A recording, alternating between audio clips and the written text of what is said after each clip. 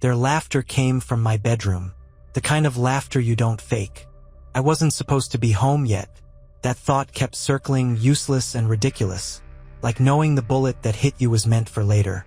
The traffic lights had been merciful. I even smiled at the last green, thinking maybe I'd get to kiss her on the forehead before she left for her yoga class. That's what she said she had today. Yoga. Mindfulness. When I stepped inside, everything felt normal at first. Shoes still lined up. The house smelled like cinnamon, her favorite candle burning halfway down. I dropped my keys in the dish like always. Then I heard it. Laughter. 3 voices. Upstairs. One of them hers. Not the fake laugh she used when clients bragged about their Teslas. Not the tired one she gave when I tried to joke after work. This was real. That soft, breathless laughter she used to let out when we were tangled in sheets and she forgot the world existed. The third voice I didn't recognize, but the second I did. It hit me like a low punch to the stomach, that gravelly, familiar sound that belonged to my best friend. I walked slow. The stairs creaked once. I remember that. My hand on the banister would slick with polish, like the house had been prepped for a guest. At the top, the hallway smelled like wine and sweat. Not mine. My door was cracked open. No one stopped laughing. Not even then. I pushed it open. There they were. My wife. 2 of my closest friends. Sheets twisted like someone had fought with them. 3 wine glasses, lipstick smudged, half full. They didn't jump. They didn't scream. They just looked up, still laughing. It was rehearsed. It had to be. That casual ease, the way they barely blinked. Like I was the one intruding. Like I was the punchline. Something broke in me. Not in a loud way. Not rage. Not even disbelief. Just a hollow echo. Like a balloon popped in an empty stadium. She saw me. I know she saw me. She tilted her head. That same smug look she gave when I forgot her birthday once. And then she said, "Oh, you're early." That was it. No panic. No shame. I think the part that made my jaw clench wasn't the betrayal. It was how unimportant I was in the moment. She didn't scramble to cover herself. She didn't reach for me. She didn't flinch. Their laughter still echoes in my head sometimes. Not because of what it meant, but because of how comfortable it was. That kind of laughter doesn't come from guilt. It comes from certainty, from knowing you've already won. And I think maybe they had, because I didn't scream. I didn't cry. I just stood there, listening, feeling like the stranger in my own story, like someone had changed the locks in my head, and I'd lost the key. I backed out slowly, before they could say more, before I said something weak, before I showed them how deep they'd cut me, and I walked back down the stairs, each step heavier than the last.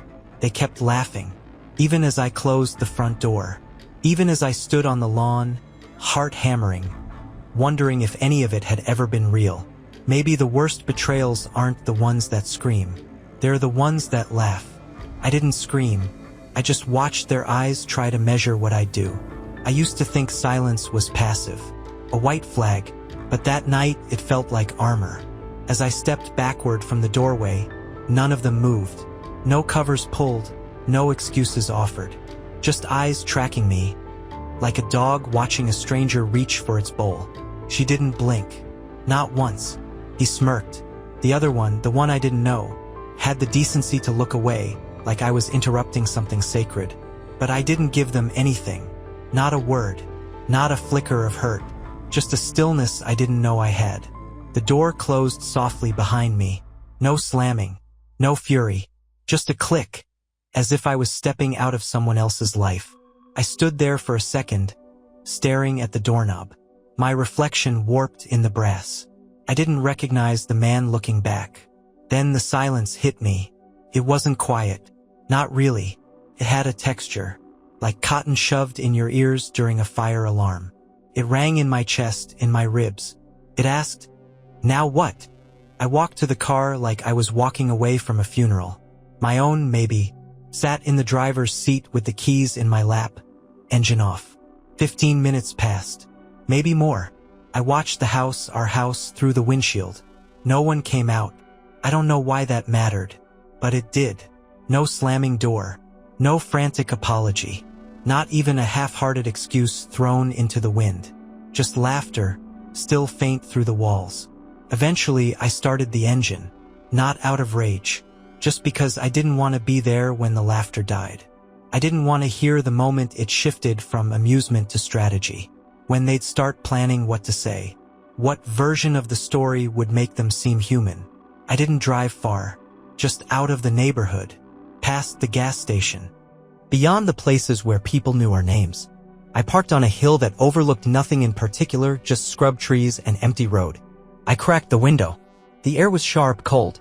It smelled like gravel and pine. Honest smells. Not like perfume clinging to bedsheets. I didn't cry. That surprised me. I thought I would break. That my hands would tremble or I'd punch the steering wheel or scream her name like a cliché. But none of that happened. Instead, I felt awake. More awake than I'd been in years. It was like some fog had lifted, one I hadn't even noticed was there. For the first time in a long time, I could feel every breath scrape down my throat. Every heartbeat counted itself. I stared at my own hands on the steering wheel. They looked steady. Not a single tremor. And I realized something terrifying. I wasn't shocked. Somewhere inside me, I'd known. Not just tonight. For months. Maybe years. Every time she laughed too hard at his jokes. Every time the bed felt colder than it should have. Every time she said, "I love you," like it was a script she forgot the rhythm to. It hadn't been love in a while. Just inertia in matching towels and shared bills. That night, I didn't go home. I didn't even text anyone. I let the night hold me quiet, sharp, wide. I slept in the car, seat reclined, jacket zipped up to my chin. No dreams. Just breath. Just silence that didn't ask me to explain anything. She didn't realize I'd been preparing for winter while she played in the sun. 2 months ago, I started counting things. Not in the usual way, not dollars or hours or fights. I started counting pauses in our conversations. How long it took her to answer when I said, "You okay?" How her smile stalled before it reached her eyes. I started noticing how often she turned her phone face down. How she always came back from the gym glowing but dry, like someone who never actually broke a sweat. Instinct isn't loud. It doesn't shout. It whispers in your gut and scratches the back of your mind when you try to sleep. So I listened. I didn't accuse. I didn't confront. That would have tipped the balance too soon. Instead, I adapted. I started shifting pieces of the life we'd built like I was anticipating a storm. Quietly. Deliberately. I transferred the deed to the house, not sold, just moved it under my sister's name, locked in a shell LLC she didn't even know existed. I said it was for tax reasons. She nodded, didn't ask questions. She never really cared how the machine worked, just that the lights stayed on. Our joint accounts, I liquidated half. Not enough to raise suspicion, just enough to buy space. Freedom if it came to that. She'd scroll Instagram while I set up digital backups. Scanned receipts. Filed emails. Saved messages she forgot I could see. Her browser history wasn't even locked. Just lazy. Or confident. Maybe she thought I'd never look. Maybe she thought I wouldn't understand what I saw if I did. The thing is, I didn't know exactly what I was preparing for back then. I just knew something was coming. A shift. A collapse. A betrayal. I didn't know the shape of it. But I knew it would come cold. And I knew I didn't want to be caught barefoot when it did. She was still dancing in the sunlight, brunches with friends, wine on Thursdays, jokes that made less and less sense to me. But I was counting shadows. Watching the light fade at the corners. She didn't see the way I changed. How I moved more carefully. How I stopped sharing future plans. How I let her believe she still had me wrapped up like some harmless fixture, warm, dumb, reliable. But I was already gone. Emotionally, I was packing boxes. I started sleeping with my phone on silent but recording. Left voice memos on a backup drive. Created a log of every late night, every lie she slipped past me like I was asleep. I didn't tell anyone. Not even my sister. Not until the papers were signed and the accounts were clean. Some betrayals come like knives. Others like frost. Slow, creeping, silent. She didn't know I had built the firewood stack in August. She just laughed and wore sundresses while I prepared for ice. And tonight, as I sat alone in the dark with the echoes of their laughter still fresh in my skull, I didn't feel broken. I felt ready. The ground hadn't collapsed beneath me. I'd already stepped off it. All that's left now is to decide what kind of winter this will be. They thought they were clever. I gave them the spotlight. Some people destroy lives with fire. I prefer a mirror. 3 identical boxes, perfectly unremarkable on the outside. No flashy markings, no handwritten notes. Just clean, calculated weight. Each one packed like a bomb without the noise, just silence, truth, and a timestamp. I didn't want revenge. Not in the way they probably feared: screaming matches, social media tantrums, broken glass, and police lights. No. That's sloppy. That's temporary. I wanted them to see themselves. 6 months ago, I told her I wanted to feel safer. The world was getting worse, break-ins more common. I said I was installing a backup security system. Just a little extra peace of mind. She smiled, distracted, scrolling. You always think ahead. She had no idea she was nodding at her own indictment. The upstairs camera was disguised inside an air purifier. Infrared. Motion triggered. High resolution. It had never recorded me, but it had caught everything else. 2 months of footage carefully curated. Hours trimmed into highlights. A man I used to call my brother entering the bedroom I paid for, his hands around my wife like he'd earned her. Another friend, the quiet one, the one I thought knew better, drinking my wine in my kitchen, wiping his mouth with my towel, then disappearing upstairs with her. She was the common thread, always smiling. Always ready. I could have confronted them. Could have thrown it all in their faces. But why shout into a void when I could let the truth speak with perfect clarity? Each package included a flash drive, labeled only with a date. Inside, footage, faces, movements, synchronized timestamps, audio logs of flirtations whispered when they thought no one was listening. Still frames, still as knives. Their wives, women I had laughed with, toasted holidays with, defended in petty arguments, received them first. No explanation. No return address. Just a truth bomb with a silent timer. I expected chaos, but not at my door. My phone stayed dead quiet. No rage. No begging. Just silence. I watched from afar as the fractures formed. One friend's social media vanished overnight. The other's business profile went dark like a power outage in the middle of a show. She didn't call. Not even a text. Maybe she knew. Maybe she finally understood what kind of man she'd married, the kind who watched the storm he built from high ground, dry and steady. They always thought they were the stars. I just adjusted the lights. Truth has a way of casting long shadows. Especially when you've been dancing in the dark. And me? I didn't flinch. I didn't celebrate. I just watched the storm roll in. Calm, untouched, and perfectly prepared. She thought threats would rattle me. She didn't realize I'd already buried the battlefield. 2 days. That's how long it took her to crawl out from the wreckage. She didn't call ahead. Just appeared framed in the doorway like a ghost that hadn't figured out it was dead. Her eyes were rimmed red but not soft. There was no collapse in her stance. No apology waiting behind her lips. Just fury. Controlled. Distilled. And aimed. I'll take everything, she said. Quiet, like a hiss. You think you'll walk away clean? I didn't move. Didn't blink. Just let her words fill the space between us like gas before a match. She stepped closer, her posture rigid, the way it used to get when she lied about receipts, about late nights, about why her ring wasn't on. Her mouth curled around each sentence like it was a spell, how she'd call a lawyer, how she'd expose me, how she'd cry in court and bleed sympathy from strangers. You can't prove anything, she said. You went too far. That's the moment I knew she hadn't seen the packages. The ones I sent didn't go to her. They went around her, to the women who mattered. The ones who didn't play games with loyalty. And now standing there, she still believed she had cards to play. She didn't know the table was gone. I let her keep talking. Let her think her words carried weight. She said I'd made her look like a monster. She said I broke the trust. She said I humiliated her. That last one made something twitch at the corner of my mouth, not a smile. Not quite, but close. Because humiliation only burns when the truth gets oxygen. And I hadn't exposed her. Not yet. Not publicly. She leaned in, voice low and sharp. I'll ruin you, she said, eyes flashing like that was the killing blow. And I almost laughed. Not because it was funny, but because she still didn't get it. She still thought she had power. As if I hadn't already torn the scaffolding down. As if I hadn't already mapped the battlefield, mined the exits, and watched the army she thought she could call crumble under its own weight. I didn't raise my voice. Didn't flinch. I just looked at her, really looked. She didn't look dangerous. She looked small. All armor, no weapon. All bark, no proof. She wasn't fighting me anymore. She was fighting gravity. You should leave, I said finally. My voice was flat. Not cruel. Just done. She stared at me like I was a stranger. Maybe I was. Maybe she was just realizing she never actually knew the man she betrayed. She waited, maybe for a plea or a crack in my voice. She got nothing. Eventually she turned. Her footsteps sounded different this time. Not angry. Not confident. Just heavy. Like someone walking off a field they didn't realize was already burned. The judge read the files like a man reading the final page of a tragedy. Courtrooms are colder than you'd think. Not just in temperature, in atmosphere. Like someone sucked the air out and replaced it with something clinical. Sanitized. Empty of sympathy.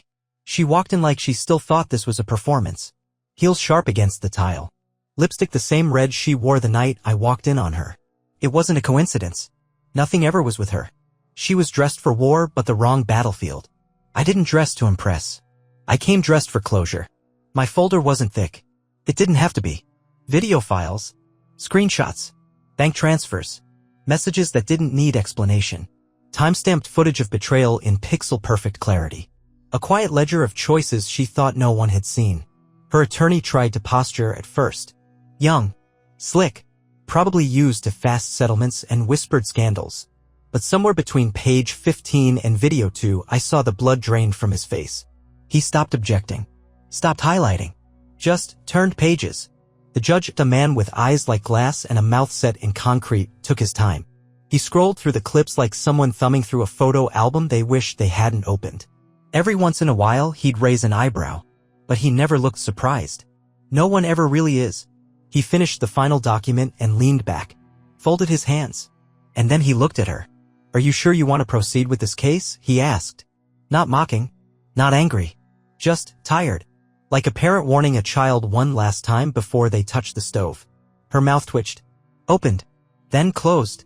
She looked at me, eyes wide and suddenly human, like the spotlight had finally burned hot enough to reach her. She said nothing. Not because she didn't want to. Because there was nothing.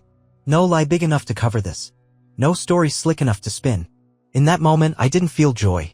Or victory. I just felt done. Like standing at the edge of a crater and finally seeing how deep the blast had gone. The judge nodded. He didn't have to say anything else. The silence said enough. Her attorney leaned in, whispered something. She didn't respond. She just sat there, lipstick flawless, expression blank, like the war she dressed for had ended before she even arrived.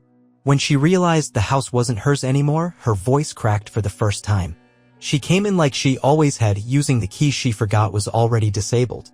I'd left the front door open, just wide enough to let her believe it was still hers. That she could still walk through like a queen returning to her throne. Boxes in the hallway. Her name scribbled on the lids in permanent marker. Neat. Final. She didn't look at them. She looked past them. At the walls. At the living room. At the sunlight stretching across the hardwood floor like it was still hers to command. Like the house remembered her. Like I should. She had a purse on one arm and expectation in the other. "This'll take me 20 minutes, she said casually, already stepping over the threshold. I didn't answer. Just handed her a single envelope. Thick, official, sealed. The kind that feels heavy no matter the weight. She opened it like she didn't care, like she thought it was some spiteful list or dry paperwork that wouldn't matter. But when she saw the words, when the meaning sank in, her hand trembled just slightly. "This isn't legal," she whispered, voice low and frayed like the hem of a favorite dress. "It's been legal for 8 weeks, I said. That's when she sat down. Not dramatically. Not with flair. Just a slow collapse into the couch cushion she used to scold me for slouching on. She didn't cry. Her shoulders shook, but no tears came. She wasn't sad. She was disoriented. Like someone who'd been driving without a map and suddenly realized the road was gone. And that's when it hit me, this was never about love. Never about some deep, broken intimacy she regretted. It was about control. It always had been. Control of the space. Control of the story. Control of me? She hated not being the one to call the shots. To throw the first blow, offer the final word. She danced through her life pulling strings, thinking I was just some puppet nodding along to keep the peace. And now? Now the strings were in a box, packed beside old sweaters and expired makeup. She glanced around like the walls might defend her. Like the house would rise up and declare its allegiance. It didn't. It just stood there silent, repurposed, already forgetting her name. She finally looked at me. Not pleading. Not defiant. Just lost. "I don't understand," she said, but it wasn't a question. It was the sound of someone waking up mid-fall. I didn't explain. What would be the point? She'd spent months building her exit. She just didn't expect the door to lock behind her. It wasn't just betrayal. It was contempt, and I'd let it grow. Looking back, I don't know why I ever called it sudden. None of this was sudden.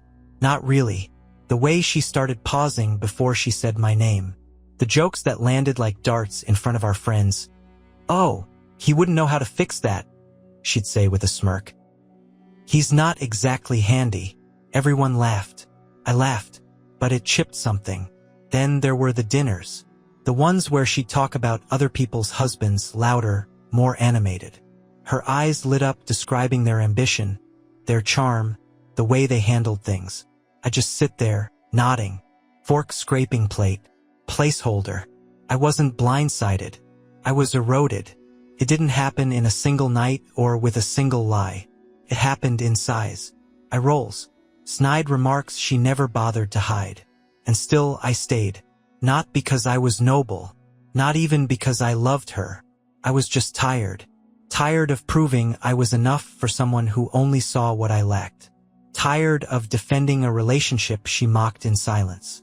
The truth is, I didn't lose her in that bedroom with 2 other men. I lost her the day I stopped reacting. She stopped loving me. I stopped caring. And in that vacuum, that numb, quiet place, she planted contempt like a flag. And I let her. Maybe because some part of me believed I deserved it. Or maybe because letting go was easier than starting over. We don't always stay out of hope. Sometimes we stay out of inertia. I used to think betrayal was the sharp end of a sword. But it isn't. Not always. Sometimes betrayal is slow, quiet, passive. It's in the way she stopped waiting for me to come to bed. In the way she stopped wearing her ring and didn't even notice. It wasn't just that she found someone else. It was that I wasn't anyone to her anymore. And maybe I let her betray me because I had already let her go. Not the night I caught her. Not the day I filed papers. But the moment I realized my silence wasn't peace. It was surrender. Everyone expected me to rage. Instead, I disappeared. They were waiting for something, an explosion, a final act. They thought I'd torch the bridge or break something loud and messy. But fire is just another kind of performance. And I was done performing. I changed my number, deleted every account, shut off every echo of the life I'd lived with her. The curated smiles, the mutual friends, the filtered memories, all gone. My inbox filled with questions.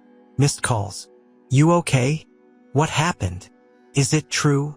I didn't answer. Not because I couldn't, because I didn't have to. What could I say that wouldn't be diluted by gossip or weaponized for sympathy? Let them wonder. Let them invent whatever version of me they needed to feel comfortable. I'd already played my part. Finished the scene. Walked off stage. I didn't need applause. I didn't even need closure. I moved into a quiet apartment. Small, clean, faceless. No photographs. No old furniture. Just blank walls and clean counters. No reminders. No ghosts.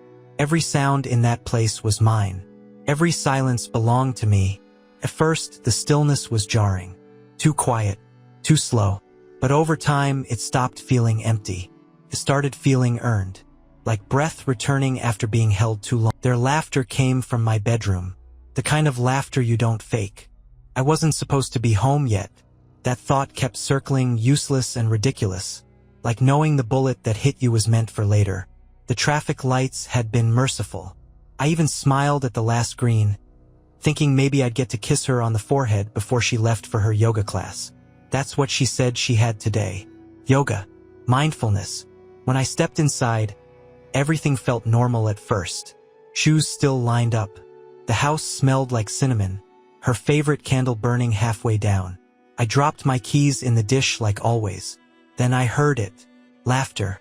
3 voices. Upstairs. One of them hers. Not the fake laugh she used when clients bragged about their Teslas. Not the tired one she gave when I tried to joke after work. This was real. That soft, breathless laughter she used to let out when we were tangled in sheets and she forgot the world existed. The third voice I didn't recognize. But the second I did. It hit me like a low punch to the stomach. That gravelly, familiar sound that belonged to my best friend. I walked slow. The stairs creaked once. I remember that. My hand on the banister would slick with polish, like the house had been prepped for a guest. At the top, the hallway smelled like wine and sweat. Not mine. My door was cracked open. No one stopped laughing. Not even then. pushed it open. There they were. My wife, two of my closest friends. Sheets twisted like someone had fought with them. 3 wine glasses, lipstick smudged, half full. They didn't jump. They didn't scream. They just looked up, still laughing. It was rehearsed. It had to be. That casual ease, the way they barely blinked. Like I was the one intruding. Like I was the punchline. Something broke in me. Not in a loud way. Not rage. Not even disbelief. Just a hollow echo. Like a balloon popped in an empty stadium. She saw me. I know she saw me. She tilted her head. That same smug look she gave when I forgot her birthday once. And then she said, "Oh, you're early." That was it. No panic.